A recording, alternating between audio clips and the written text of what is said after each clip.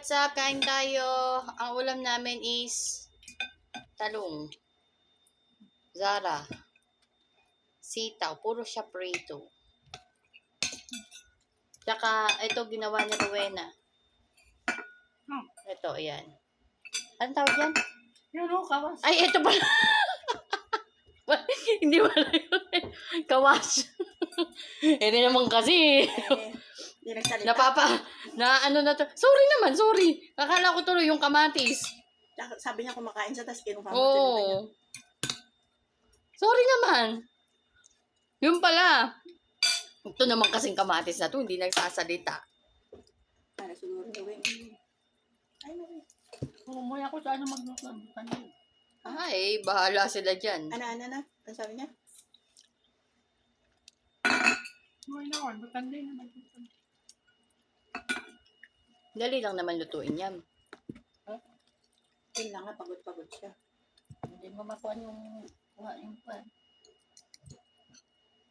Problema na nila yan. Si OIC, naalala mo, nagluto, punong-puno ng bell pepper. Hindi kinain. Hindi kinain. Hindi kasi iba-iba kasi pagluto ng kawas. Ito, kawas ito ni mama ganito. Ito ang lutong-lutong. Kaya ito nagturo sa amin magluto. Bakitang. Alim. Ito. Si Bakikang, kaya... Ayan, mantika, olive oil lang ang ano. Ito sila nagturo nito. Wala din. Sila din. Gas naman pagkain nila ganyan. Sila din naman nagtuturo niya. Ano kinaganda niya? Puro prito. Naiibang luto. Sa Pilipinas, hindi mo makikita yung sitaw nila piniprito. Ito, piniprito. Bakal kong Di ba sa lahat? pauso. Pauso. Pauso ni bakal kong. Pagkaya ng pagkain, kung saan bahay ang ganyan ng pagkain, isasama sa Rowena para magluto niyan. Bakit pumunta tayo kay Sita? Hindi ka pinaluto na. Hindi naman kawas. Hindi naman kawas ang pagkain. Pagkawas, gulay lahat. Yan, ganyan, magali. Pero doon, hindi yun. Pag sinabi kasing kawas, puro prito. Linya ni Rowena yan. Magali. Magali. Pabayan yung butanda yan sa amin. Basta Hindi yung makikialam. Alam na niya yan. Kasi prito. Tsaka alam na ni Rowena kung ano gagawin.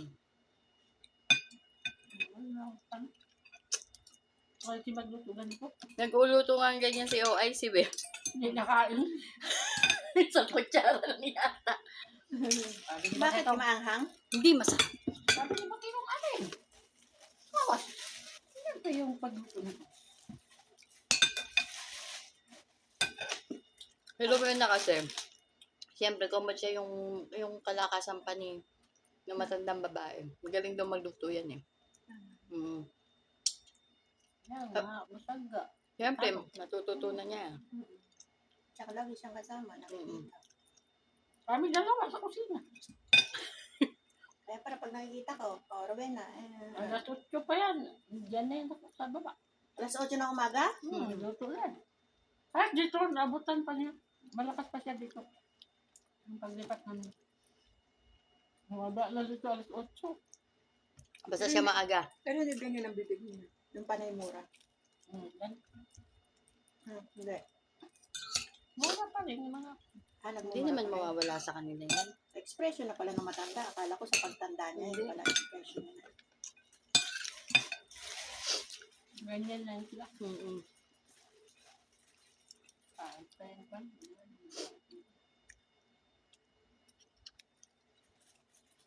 Meron pa sa ako na natuklasan kanina yung ugali ni Maarte.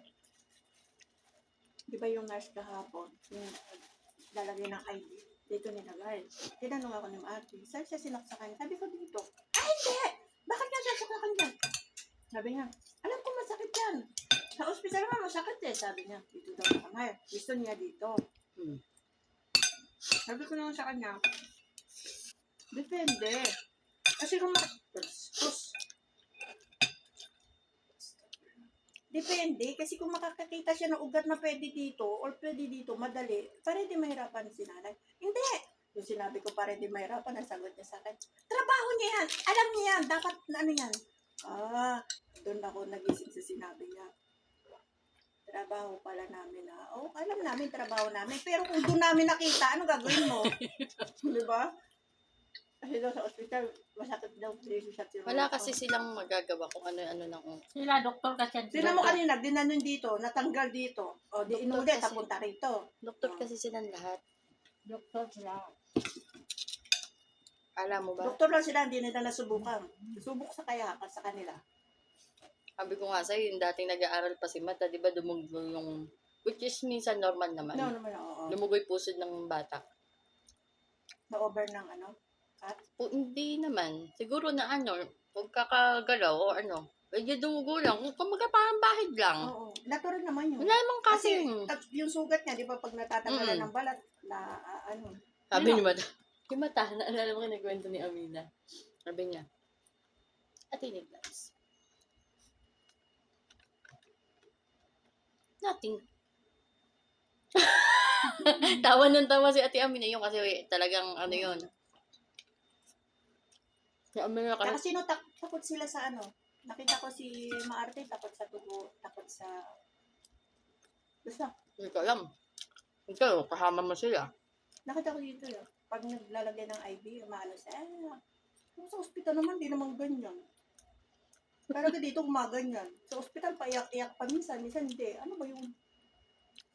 Siyempre. Kaya pala Maarte. Wala nga lang mag-alaga sa anak niya, umiiyak na siya eh. Ayaw niya Pero talagang may tutulong luha. No, ate? Mm. Talagang may tutulong luha. Hindi ka mukha yung bakay kang matanding na wala. Yung mahaba, ano yung